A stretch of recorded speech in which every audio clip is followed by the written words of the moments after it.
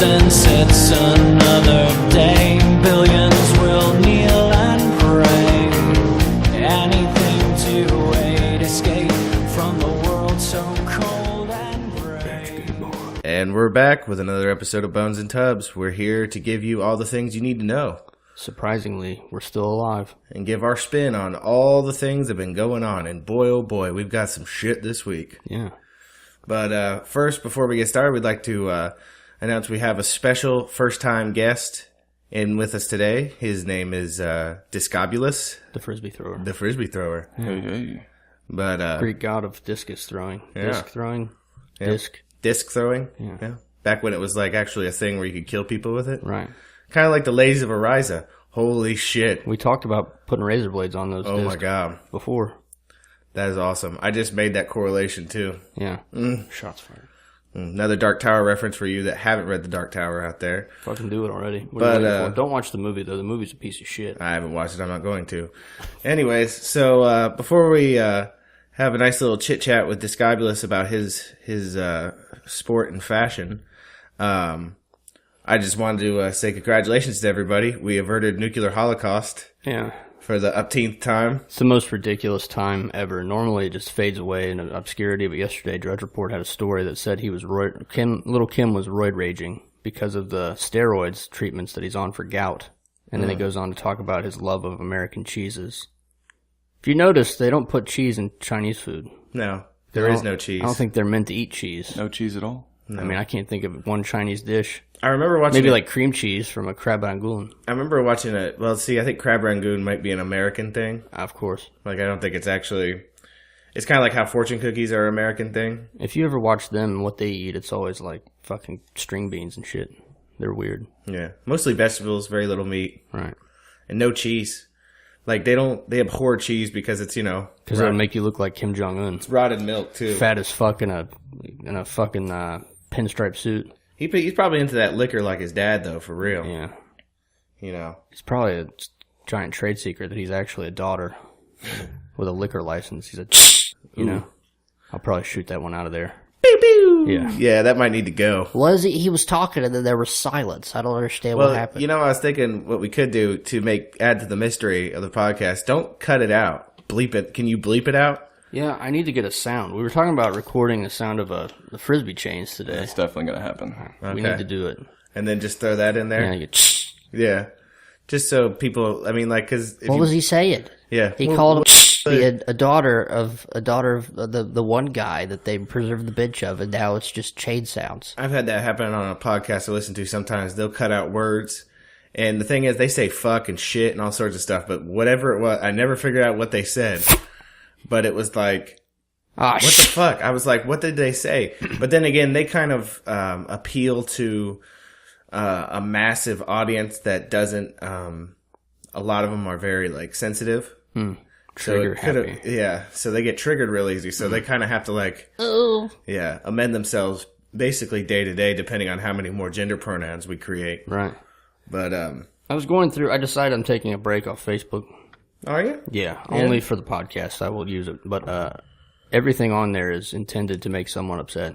I think so. I think it's both sides. Like, I was thinking though, like, you ever notice like one of the big like gotchas that the left has towards people is fragility, like male fragility and stuff like that. And I kind of thought about it, and I'm like, well, you are like saying some pretty heinous shit, right? Like, it's one of those things where, like, you guys are fragile as fuck, too. Yeah, everybody's soft as shit. Yeah. We're all walking around with silk pillows in our pussies, Just trying to cover it up. Soft as baby shit, apparently. We're all bleeding, So what's a person to do? I'm taking a fucking break. You can take a break, I guess. That's the only thing you can do. It's literally it's a giant psyop, is all it is. And I went through my memories today, and it was talking about George Soros funding Black Lives Matter last year. Mm-hmm. And he's here he is funding the quote unquote white national Nazis. Fucking Yeah. both sides race. And then like if I just scroll past everything racist, eventually I see moon shit that's gonna piss me off. You see, the thing is, I don't like digging shade on another host of a show, but I think Alex Jones might have gone off the fucking deep end. I'm fine with it. I mean, and I get, I've kind of said it for a while. I thought either he was a shill or just a madman. But if you watch the interview with him on Joe Rogan's show, you should know that he's either onto it or he's fucking psychotic. Yeah. Those are only two options. Well, there's no more lukewarm water there. When he was getting a divorce from his wife, he basically, his lawyer said that the show was all a show. Yeah. Like it wasn't real. Playing a character. And he was playing a character, and that interdimensional pedophile demons. He couldn't remember some things he said one time they were trying to use against him. He said it was because he had eaten a giant bowl of chili. Well, and that it made him comatose. That's what happens. I eat Skyline at least twice a week. I know exactly what he's talking about. But still, the chili defense is not like, to me, it's not a good way to like say that, and to try to make you look like you're actually like on some shit. Hey, what's that can right there? Is that Grizzly? It's a new long cut can. Yeah, I saw that this morning. Is it Grizzly? It's like the shield that they held up in that protest in Charlottesville. Probably the best can I've ever seen. It is Grizzly. I just with the G on it. Yeah, like that bad boy. Looks like they're trying to appeal to a new audience. I know. Like I have a new eye for marketing now. A new urban audience. Put some in your mouth. Try it. It tastes exactly the same 70-30 blend. Is it the same thing? Yeah. I never knew urban folk were into long cut. Well, now they are. Yeah, now they are. I don't know. I'm fucking done with it all. Yeah, you're just done. You wash your hands of it at Pontius Pilate. I'm probably the only person that was pissed when I saw Kim Jong-un say that he wasn't going to nuke America, because I was like, God, I'm the only one that wants the EMP. I gathered so much supplies for nothing. Right. I just need all of this to end. I need the flash, the power to go off, planes to crash, inner cities to burn, Just get inspired about you, be alright. Hashtag reset button. Yeah. But anyway, let's get into things that aren't going to make me angry. Yeah, we're gonna have a nice little chat with Discobolus, aka the Frisby Thrower, on his preferred. I'm trying to think of what to call it. I don't want to call it a sport because I feel like it diminishes it. But it is a sport. Because here's the what thing. What if it's a lifestyle? But here's the thing. Call it a lifestyle. Okay, a lifestyle. Because here's the thing. Like, if like the apocalypse happened, yeah, he could literally turn them into weapons and use them. And he could still bang chains. You're not going to hear like electronic noises, but you'll still hear. Yeah. I'd like to think with practice, shit. you would be pretty deadly. Yeah. Okay. You would be pretty deadly. You don't hear the sounds of text notifications, but you hear him. And you hear nice. Yeah, like see a fucking bladed frisbee sunk halfway into somebody's chest. Right. I just like to think that slit throats will happen everywhere, and we won't know where they came from. Kind of like, you remember that kid from the Road Warrior? Yeah, Mad Max Road Warrior. Right. The little crazy kid with the boomerang with blades on it. Right. Yeah, I do remember that. Yeah. Can you? Jesus Christ! What the fuck? What happened I there? don't know. I coughed, I know, everywhere. and I got it everywhere. What the fuck? Man, that was like a money shot. I wasn't expecting it. Normally in a bukkake film, you know what's going to happen, but Hey, everybody! I just look like I got the front of my head blown out. yeah, like somebody was standing behind you with an invisible cloak and just blew your fucking brains out. What the fuck? It's an elephant Ooh-wee. bukkake. Oh, please don't take that out of the show. I won't. Thank God all this is electronic. That is rich. Jesus Christ! I think I just ruined my laptop. This is a good time for us to talk about our new sponsor, Windex wipes. Jeez.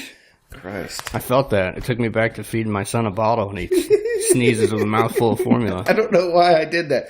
I'm glad that the pop filter protected the microphone now. Yeah, I bet it sounded sweet. Oh, I bet you it sounds. I mean, all I heard was like that. So I mean, it's gonna just sound like I was dying. Are we good now? I think we're good now. Okay. I don't know what happened. Can you pretend that you're talking to somebody who can't drink coffee and explain to us what disc golf is? I mean, I could try, I guess. I've only heard a tiny bit.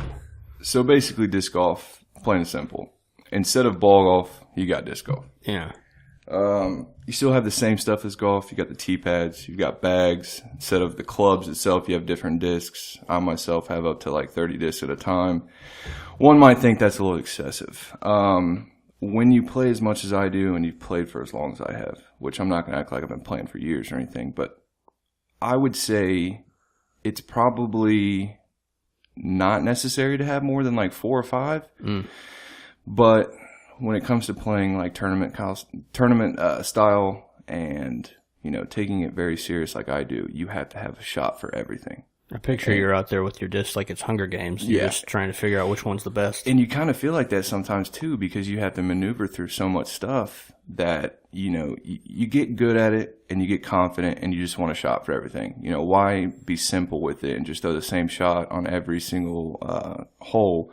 You want a variety. You want to be able to look at different colors, different weights, stuff like that. But you still have the same stuff as regular golf. You got the wind, you got trees, you got sand traps, you got car paths. I mean, if you know anything about golf itself, you're going to know, disc golf to a certain degree. Just changing the projectile. And it's a lot easier too, because like you watch golf on TV and you're thinking, okay, this is boring. I want to change the channel immediately.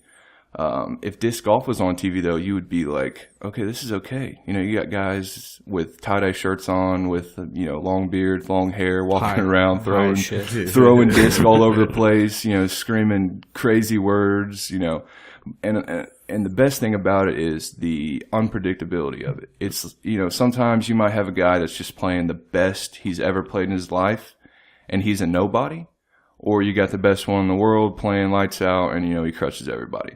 And that's the beautiful thing about disc golf. You don't really have an advantage in one aspect. Like, say, Tiger Woods, for instance. He could crush a ball, and he was very accurate, which made him dirty. And he had a lot of sponsors. He's dirty, all right. Yeah. He had a lot of sponsors, everything like that. Disc golf's not like that. There's no such thing as a famous disc golfer. Not yet. I mean, not yet. Hopefully I can be the first. Now, I just hope that you're not like Tiger Woods and your life devolves into chaos after a couple DUIs. I spoke banging nannies and shit. I spoke with your lawyer, and he's gave me some tips. So, that's good. Yeah. Fake a seizure. Thanks, Abe. Yeah. But, no, I mean, does it like, did it start in America? Is it in America, like? It was started in America. Probably in the late 70s, 80s. Okay. I can't remember the guy's name. Hashtag underground. Dave Dunapies or something like that. I don't act to know that I know the history of it. I've done some research. They started it as Frisbee golf, not disc golf. Okay. They actually used the Frisbee. And, the discs were made a little bit later than that. Discs are heavier. There's more variety. Frisbees are kind of like just, you go to the beach, you throw a Frisbee. It goes up in the air, and you have no idea where it's going to go. It's going to go left, it's going to go right, whatever the wind wants to do with it. Right. But disc golf was created to give it that distance side of it, to throw farther, to have more options other than just throwing the same disc over and over and over again. Okay.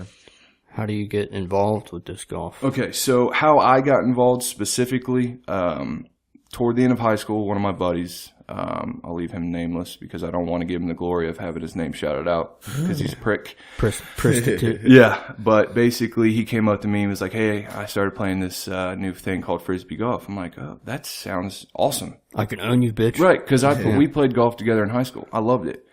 And so he took us out, went to this like little course, not really long, and I hated it. I hit 100 trees, cussed a lot, freaking lost like 2 discs, thrown in the water, thrown in the bushes. There's thorns everywhere. You're not trying to go after a piece of plastic that you have no idea what it is. But I did that like 4 or 5 times, and finally I hit my first ace, which means from the tee box, you make it in 1 throw. And just that sound of the chains, which I'm sure we'll have throughout this this episode because of the bad words that someone might say. It's just such a beautiful sound. And to come off the tee pad, it's just like, wow, this is fun. Exactly. Right, just like making your first, 3-pointer or, hitting a really nice shot in golf or getting that strike, it's addicting, and it is, like you said, it is a lifestyle. Yeah. I mean, you have to get involved, if you want to be good. Yeah. How long have you been doing it? So I've been doing it competitively for 2 years. I've been playing it for about 3. Now you're in that tournament life. I'm in that tournament life. It's one of those things where I went to my first tournament and I was in first place after the first round. And that was in the lowest division, of course. And I was having a great time. And then I came the next day, and it was raining. It was a 20-mile-per-hour wind. It was just terrible. Like, you wake up in the morning, you're like, no, I'm not going outside. I'm staying inside, Fuck play that. Xbox, whatever. Cold out. But, when you play a tournament, you're invested. The buy-in could be anywhere between $50 to $150 depending on what tournament you play in. And, I wasn't just about to give that up. So when I showed up, I played terrible. And I ended up getting like 6th place. And even in 6th place, I still got like $60 or $70, which is a cash voucher because they can't really give you cash until you turn professional. And that's the only thing about disc golf that I don't technically like, but What is the cash voucher? well, it's basically they have a store that they bring to the course. And they have hats, shirts, discs, whatever has to do with disc golf, they have it. And that's what you can spend it on. It helps them launder the money. Absolutely. Yeah. You got to make it fresh. Yeah. But until you turn professional, they're not going to give you cash. So it doesn't matter how much you win. I could win $1 million. I can only spend it on disc golf. Your entire wardrobe is nothing but disc golf. Right. And it is, to tell you the truth, because I have 2 sides in my closet. One is all disc golf stuff, probably about 20 shirts. And the other side is, just blah, whatever it is. I don't really wear that much clothing anymore. But not saying like I walk around naked. I'm saying that I just don't wear a lot of clothes anymore. You could catch me wearing the same shirt 4 days out of the week, just because I like the way it looks. Right. But something that I would like to bring up when it comes to like how I got involved, it's kind of scary at first because you're like, okay, I don't want people to think that I suck. I don't want them to watch me throw a Frisbee. And I was the same way. I was awful. And I come from a very athletic background. So to be bad at a sport kind of messed me up a little bit. Yeah, tied to your manhood. Yeah, I lost sleep off that. I watched these, this 50-year-old man who, just looks like a straight up burnout, still living the glory days. Right. He's throwing 100 feet farther than me. And I'm like, how is this guy doing that? Right. And, now that I know it's form, it's practice, all that stuff, but it's so fun. I wish that I could take every single person out at least one time for their first time and just tell them how good it is. Tell them how good of a job they're doing, even though they might think they're doing terrible. Some people, their first time, throw some beautiful shots and they don't even know that they're beautiful. And maybe it might only be like a 75 approach shot, but I would do a lot to get a perfect 75-foot approach shot. That's one of my hardest shots to master. And some people have good shots like that. So, getting involved, it's one of those things where you just either shit or get off the pot. Yeah. Don't be afraid. Get out there and do it. It's fun. It's free. Do it. I feel like, I played some sports when I was younger and, I was never really like the technical. I was more like for my size, I was the type that just kept the other ones that ran really fast from getting hit. Yeah. So I wasn't like You were the important one. Operation Human Shield. I mean, without me, yeah, pretty much. Like I was just blocking people and stopping them. No. You're needed. You're important. Exactly. But for some sports, I think, you know what? I think I could dig golf. I mean, I've never... Disc golf. Disc golf, sorry. Said the F word. I fucked up. Use the, yeah. Okay. So, I think I could do for disc golf. I almost said it again. God damn I it. saw all these memes when I was looking for the Instagram post, and they were like, say Frisbee one more time. Say Frisbee one more time. With the gun, But I think I could play disc golf. I'd probably lose my shit at least one time. Yeah. Maybe twice. And it'd be like one of those base level ones where I'm on the ground tearing grass out of the earth and only being able to talk in guttural tones like, like we talked about the other day, how basically if we continue to work at the Factory of Sadness, we're eventually not going to be able to speak English anymore. Right. We're just going Now, you say that you probably wouldn't enjoy it and then you get mad, but you would be shocked at how good it makes you feel. Some people like to say, oh, well, they like to be with nature, or, it's beautiful outside, or, this is their organic medicine. I've seen a lot of people, have a bad week, talk about it on Facebook, blah, blah, blah, and they come out to a tournament and they are so happy and they're so relaxed. And, some guys, this is their life. They wake up. It's all about getting that throw a adrenaline Frisbee. and getting that primal shit out. if you don't like take it, I didn't say take it seriously, but like don't get pissed off when you fuck up. I think you'd be all right. Right. If I had to explain it, there's 3 different kinds of disc golfers.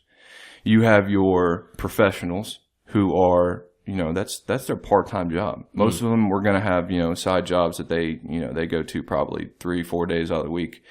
But then on the weekends, it's go time. You can win, just like this last tournament. I just went up to Illinois. First place got $6,500. Shit the bed. That's one weekend. Yeah. I mean, that was the highest, payout in the history of disc golf, but still. Right. You're looking at $2,500 to, $4,000 guaranteed for first place at any, How disc often golf. these tournaments?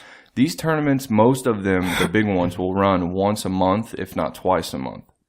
So you got to think, you win 2 big tournaments in 1 month. Better than a regular job. Yeah. That's like 4 times better than a regular job. Right. I mean, you're looking at $6,000 to $8,000 for 1 month. And you don't have to worry about failing a drug test. No, you absolutely don't. Actually, I've seen a lot of people, try their hardest to fail a drug test in the parking lot before. Yeah. They give it their damnedest. Does that help them or hurt them? I would say for the most part, it helps them because they're there to enjoy themselves. Living in the moment. Bro. Right. They're not there Fuck as a it. job.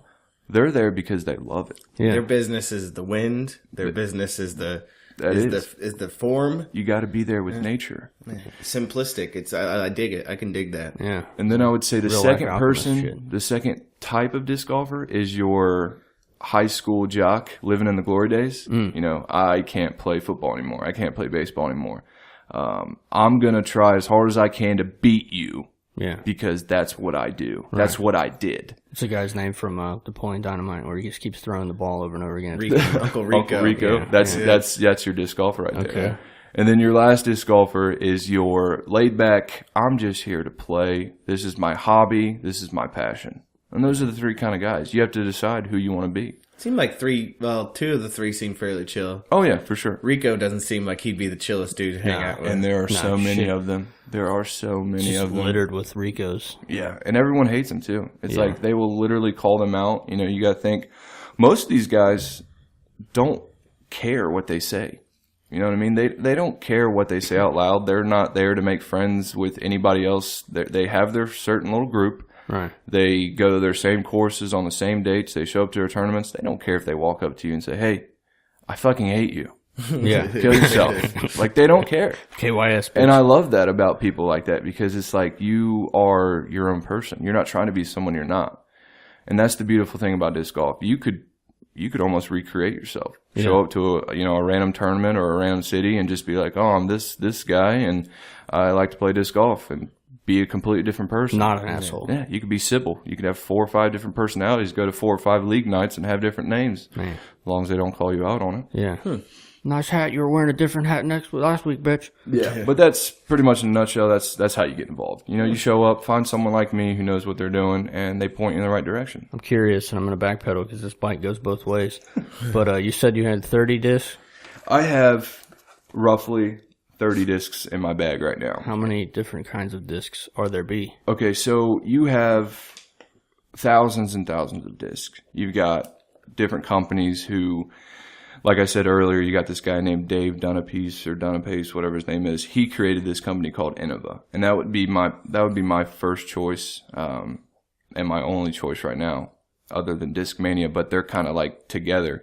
But you have, just like anything, like Nike, Adidas, Reebok, all this bull crap that we wear, disc golf is the same. You got people trying to get, dip their, 2 cents in a money pot, whatever you call it. Right. They're trying to make some money too. So you have all kinds of different, people trying to do their thing, but all in all, it's the same plastic. They're just trying to mold it a little bit different, put a different stamp on it. I would say that Innova itself has up to 40 or 50 different kinds of discs. And then in every disc, you have probably up to 6 different molds. So like I brought this stuff right here for you guys to see it. I know the listeners can't see it, but this would be a putter. And this is probably your stiffest plastic. It's going to go the shortest distance. It's not going to go that far. Your next one is a mid-range, a little bit flatter, but a little bit thicker, beefier, to get that more distance. You've got your T-Bird, which is a little bit smaller, a little bit thinner, so you can get more distance. And then you have a distance driver, which is the thinnest, has the thickest rim. Now, out of these 4 discs that I just showed you, you have 2 star plastics, and then you have 2 DX plastics. So we'll say between all the plastics, you might have 6 or 7. But depending on how you throw, fast, slow, aggressive, not aggressive, those are the different kinds of plastics that you would typically use. Right. And those are the things that, you go to a local shop, which I was going to mention that. We have a local shop in Dayton called Hazy Shade. Shout out to them. You show up to them.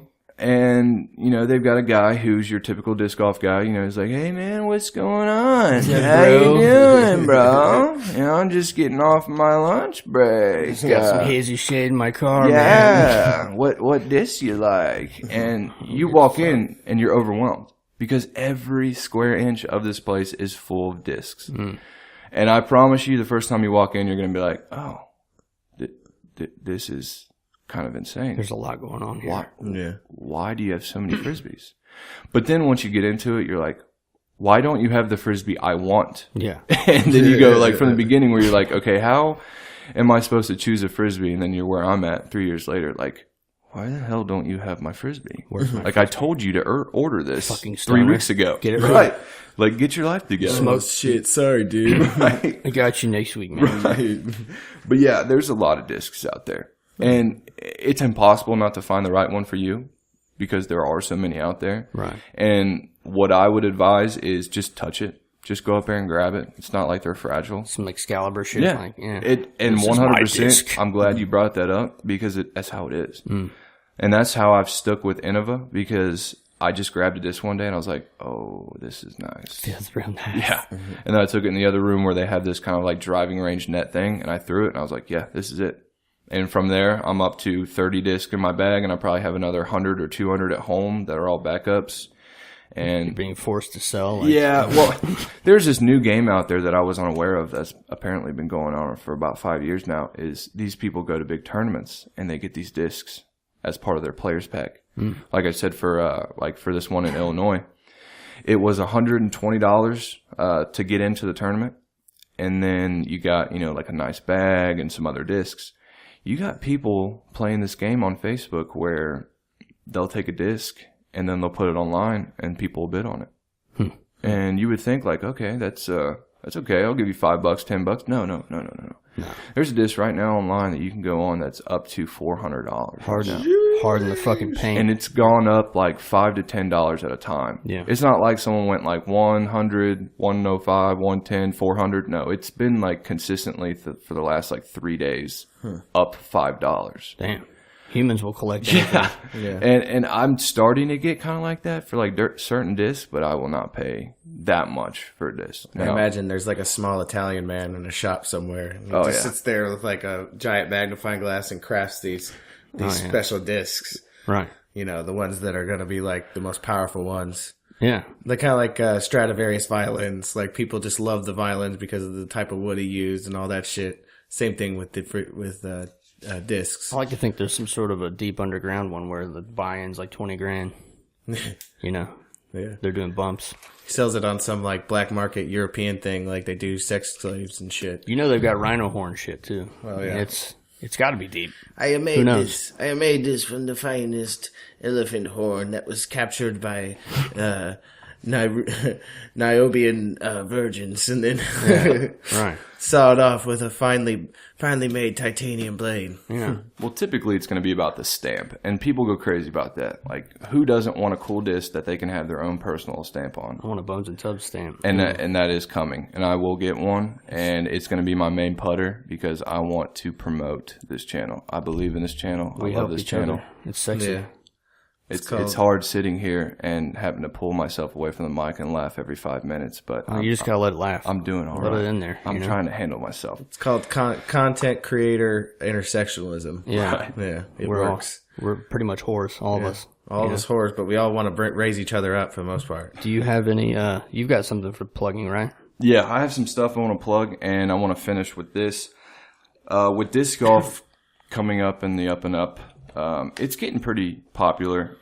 If you don't know about disc golf, you probably wouldn't know that much about it, but people involved, it's growing so fast and so rapidly that people are getting excited because, the sport that they love and they care about and that they put money into is getting popular. And we're trying as best as we can, the people that play, is to get it out there because we want more competition. We want more people to show up to tournaments. We want people, to invest their money in it. You've got people like Spin TV, Jomez Pros, Smashbox, Prodigy TV. They actually give us live coverage of big tournaments. So you can go on YouTube right now and type in any of those names, and all of their stuff will show up. You got the best pros in the world being recorded, doing some of the craziest shots you've ever seen in your life. And then, you've got tournaments where you would think that, maybe you've only been playing for 6 months. You're like, oh, I'm not ready for a tournament. That's not true. You've got different kind of sizes of tournaments. Like the one I went in Illinois, yeah, it's a big tournament. It's a national tour. And there were pros there. But, me playing for 3 years, I played in the lowest division, which is recreation. And I took 5th overall in rec, which I thought was pretty impressive considering my rating. And real quick on the rating, based on your performance of each round, they give you a rating. So the highest player in the world's name is Paul Macbeth. He's a 1052 rated player.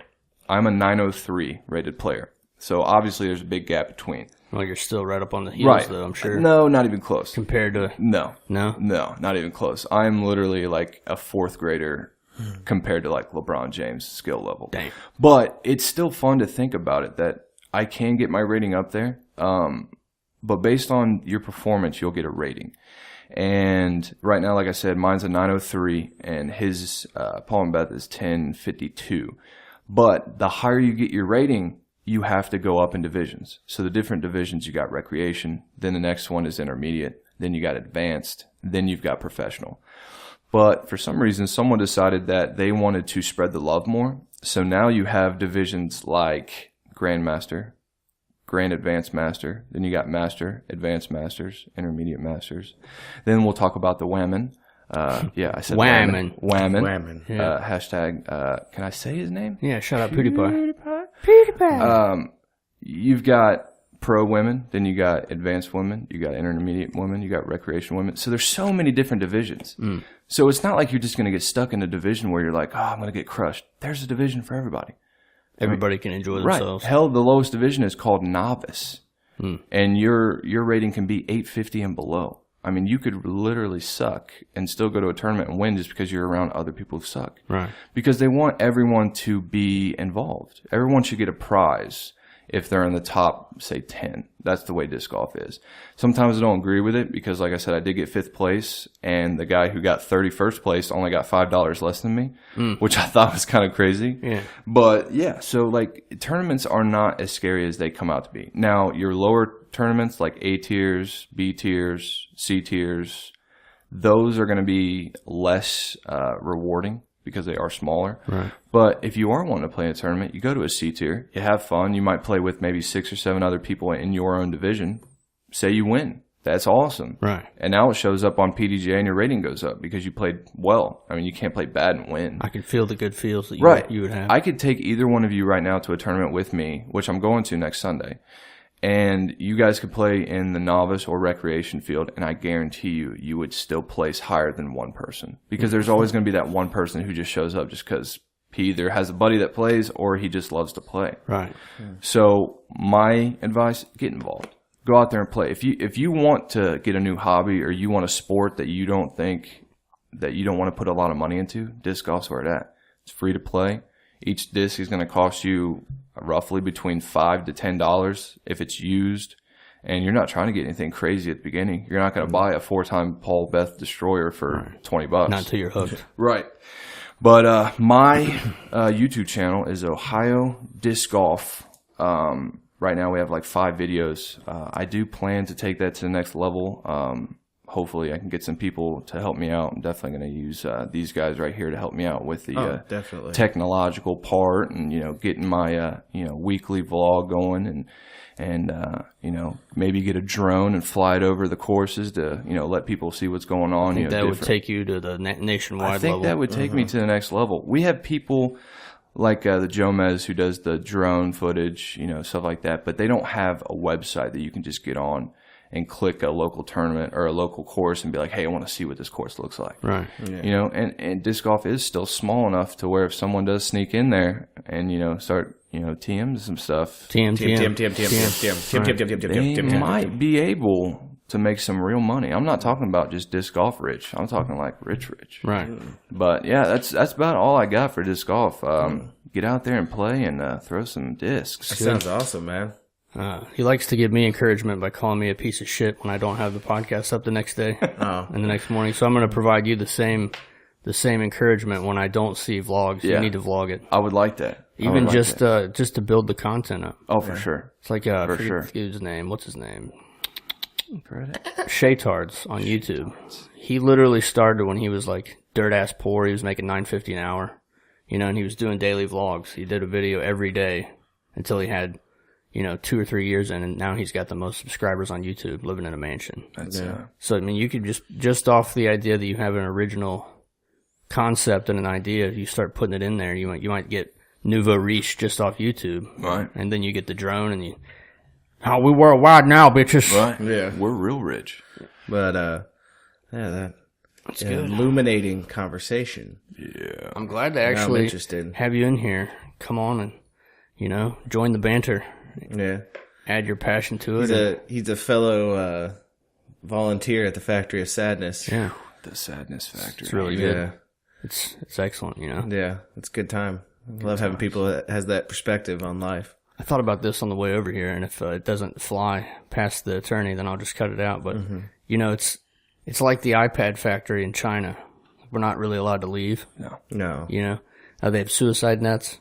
They have suicide nets? Yeah. For real? Did you know that? No, I should didn't. Google image search that. But doing it right now. So many people were going on quote unquote break and killing themselves, jumping off the building.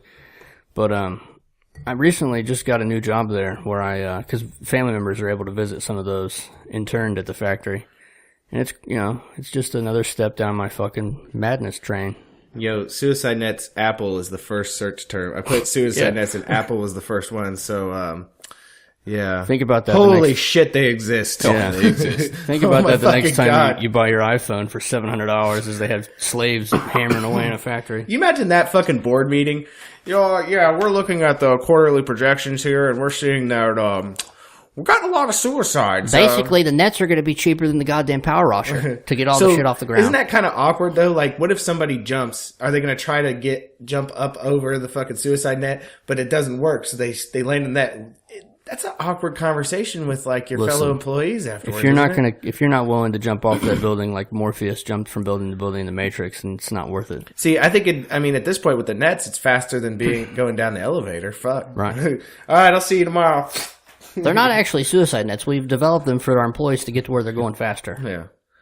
Jesus. Kind of fun though. Yeah. I'd do it once. I just want to know why they're so expensive. $700, $800 phones. Probably the liability and the insurance that comes with it. Yeah. I mean, the precious minerals mined from Africa. Soon to be North Korea, I'm sure. I don't know. If they find lithium. Yeah. Shit. Well, it's they're super lit on rare earth minerals. Oh, yeah?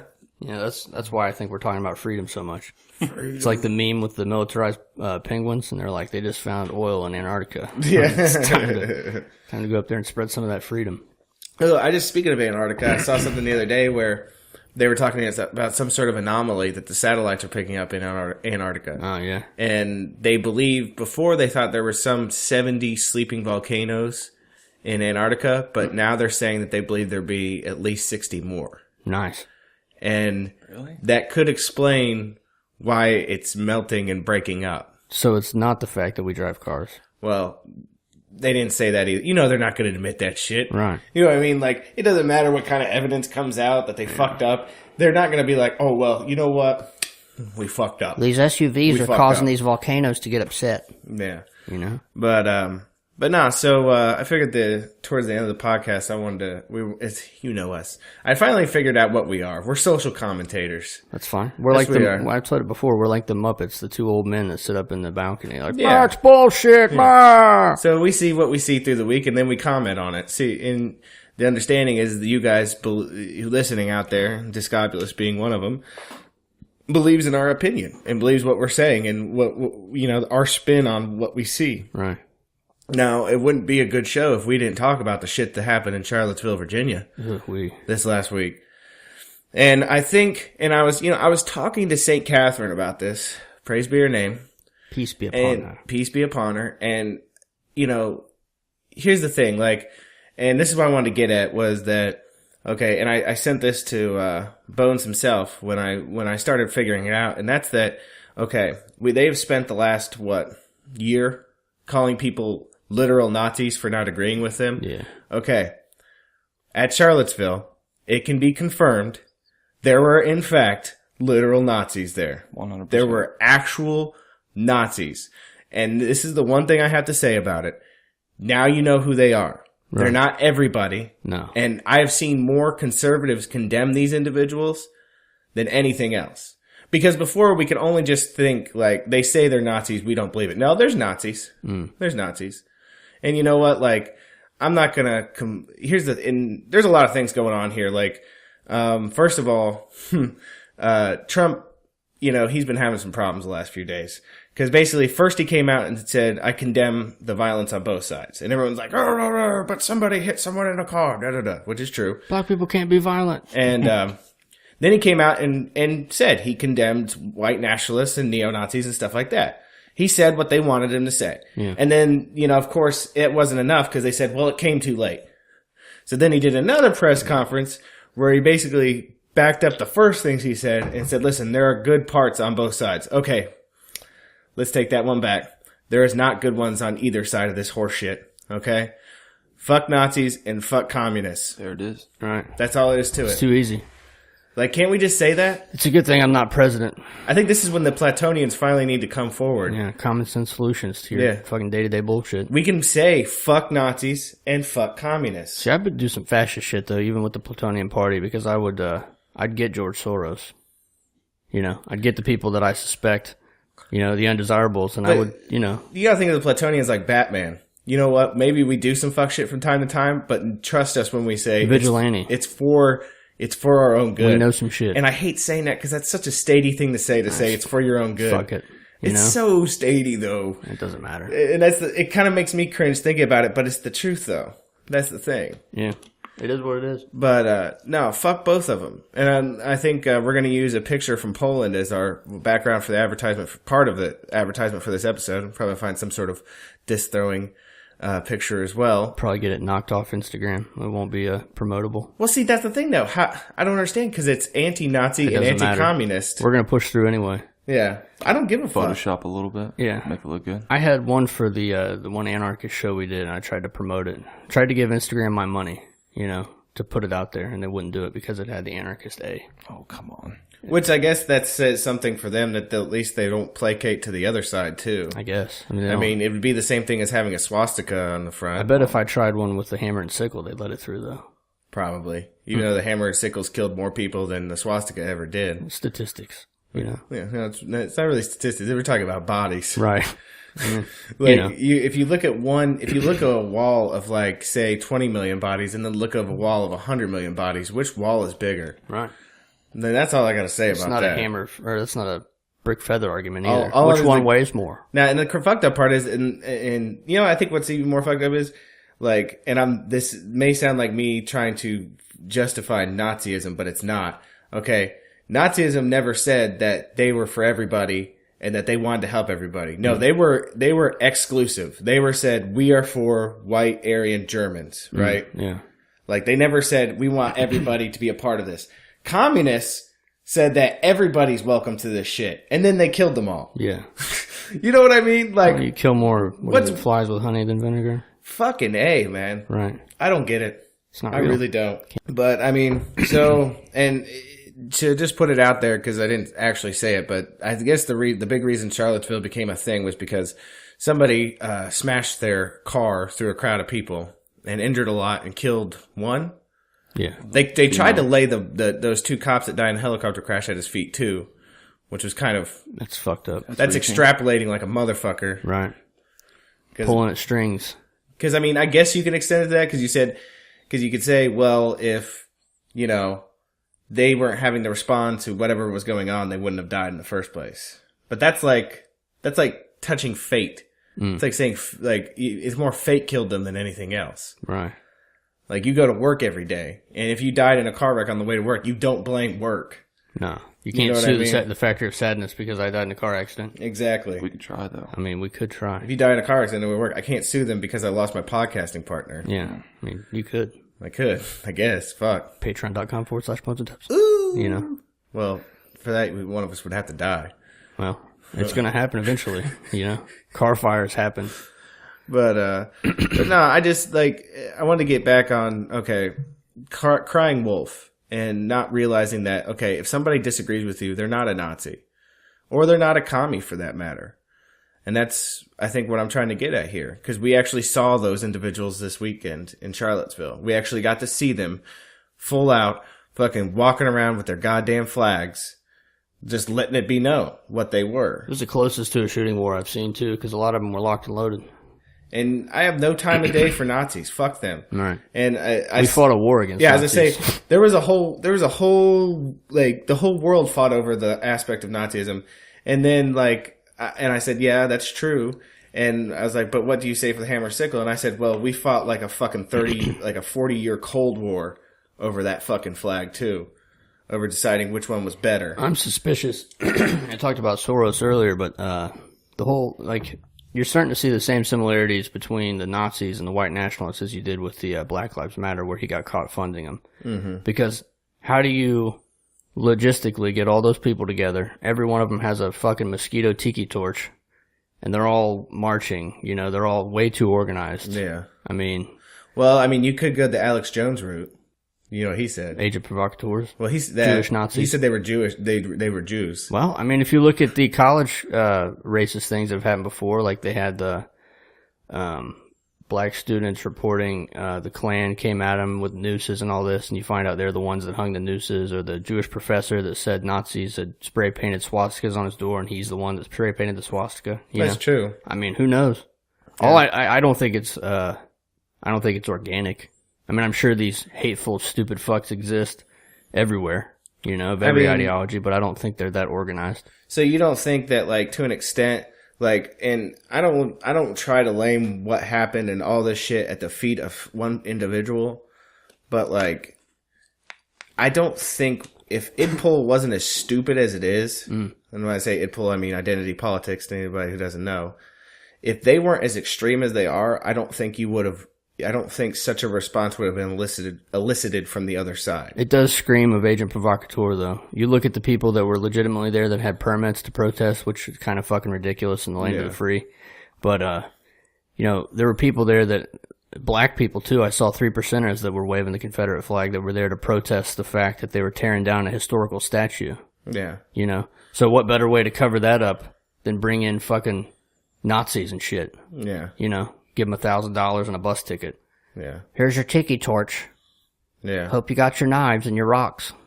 Shit's about to get super lit. Well, this was definitely planned ahead of time. Right. This was no coincidence. Because they're not even talking about the people that are protesting history being destroyed. Well, there are certain aspects that aren't coincidence. The fact that these two groups managed to get there in those numbers seems fishy to me. Yeah. And the fact that this isn't the first time, and it's not going to be the last time either. This shit's about to happen again. You ever been to Walmart? You know, could you buy that many tiki torches on the fucking... Well, exactly. Let's get some tiki torches. Yeah. No. Well, then, like, I mean, lest we forget the Battle of Berkeley, which I think was the first time. That was the proverbial Fort Sumter of all this shit that fills your Facebook feed and fills your news is meant to distract and anger you. That's all it is. And that's, you know what the worst Divide and conquer. You know what the worst part about it is? It's the worst elements of our society. Right. Is literally the fringes of these two sides, and the fucked up part is they're so similar to each other they can't even realize it. Right. Well, I just think it's I don't know. I mean, it's clear that they want to destroy. It's the same. I posted a video the other day of a 1947 film where it had this cat in the street talking about. Oh yeah, about the dangers of fascism and stuff like trying that. to divide everybody against. What was it? Blacks, Catholics, blacks, immigrants, and immigrants. And this stuff guy's like talking to an immigrant. And he's like, the immigrant's like, "Do you believe in this?" And he's like, "Well, I think he shows a lot of good things." And then he's like, "And Freemasons." He's like, "Well, I'm a Freemason." Yeah. And he's like, "Exactly." You know, they're coming after you. They're trying to put you in little groups because it's easier to control a group of people that are against another group of people. It's IDPOL is what it is. Right. Identity politics does not encompass just one side of the spectrum on this. Identity politics encompasses all of us if you allow them to. Sweet video. This black dude was driving. He's doing a little vlog, and he's like, compared it to Freddy versus Jason. He's like, you know, anybody ever seen the movie Freddy versus Jason? You realize that they forgot about Freddy Krueger. You know, he disappeared. He's like, but then one stupid motherfucker decided to start talking about Freddy Krueger, and now he's back tearing up dreams and shit. He's like, that's the same thing they did with racism. Yeah. Now everybody's talking about it.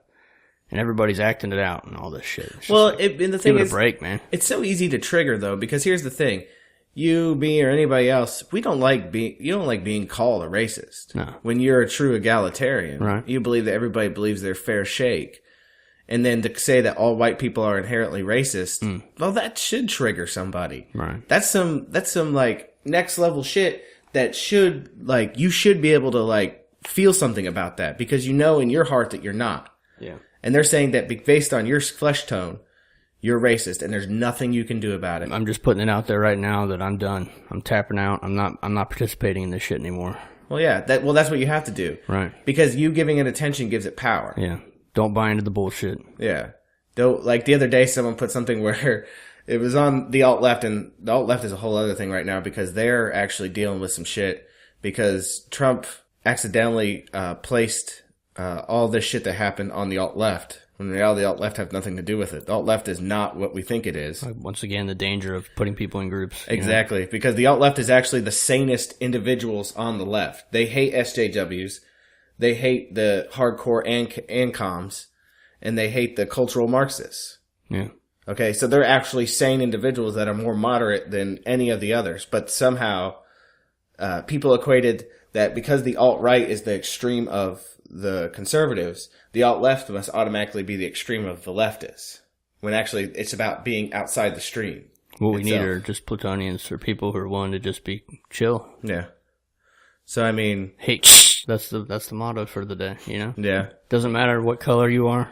Doesn't matter where you come from. If you're a I don't like you, no. you know? You're going to use the bicycle chain, not bicycle chain. What was he saying? What word? Yeah. Because that's a pretty gnarly word there. I know, I'm sorry. It's all right. I You was guys doing triggered. that the whole show? Doing the chains little thing? We'll try it out. Yeah. Just gotta send me the chain sound and we're gonna make it happen. Gonna happen. But yeah, I mean, I'm tired of it. And it's like you said, as long as we give it attention and continue to perpetuate it, it's going to continue to exist. I'm excited to see what happens Monday. Have you seen the, shit like this pushes me into an occult mind frame. Are you talking where- about the eclipse? Yeah. Oh, I posted I'll a be link. watching it. Posted a link on the Bones and Tubs page on Facebook, but these median cats that are talking about astrology are like, well, It matches up with Trump's star trade, and it's going to be a giant change, and it's only over the United States mostly, and whatever, let it burn, you know? Yeah.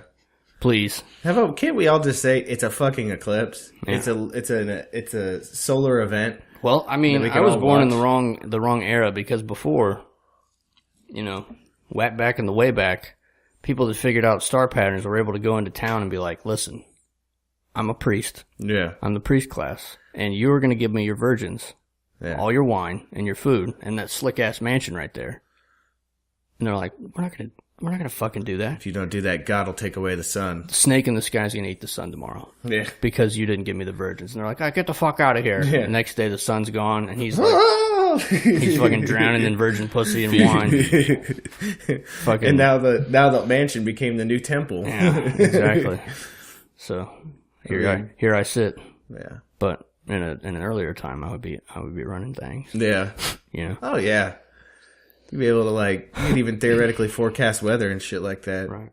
But There's a storm coming. sheesh. But anyways, I think we're about that time to wrap up, isn't Yeah, it? time to pay the tax, Oh, yeah. man.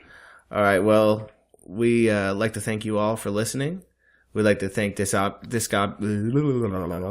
Ching ching. Yeah. We'd like to thank Discobolus for coming on the show, aka the Frisby Thrower, to tell us all about Frisbee golf today. It was good. I'd like to thank Ryan Simpson for letting us use his music. He actually got in contact with us this week, which is cool. Made me feel good. Beautiful man. Glad to know he's still alive. But we'd like you to check out our Facebook page, Bones and Tubs at Facebook. We'd like you to check out our Instagram, Bones and Tubs on Instagram. It's a good time. Put a lot of memes up there.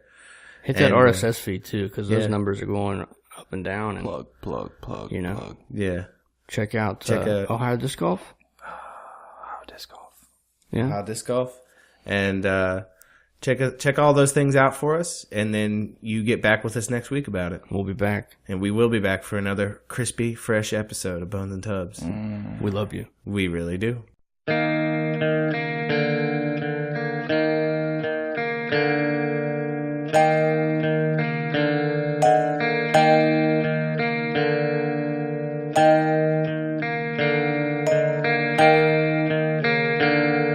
I think I've gone crazy 'cause the world is getting dim.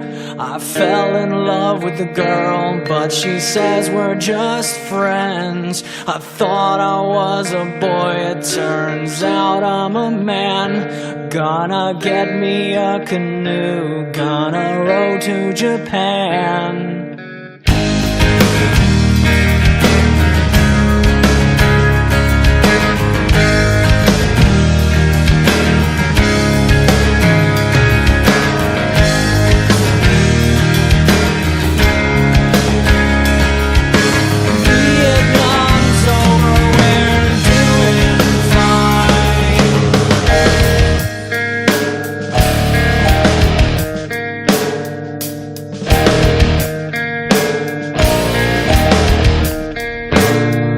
I think I've gone crazy 'cause I don't give a shit whether I crawl or whether I sit, but I'm still rowing, gonna make it someday, gonna be free, gonna be okay.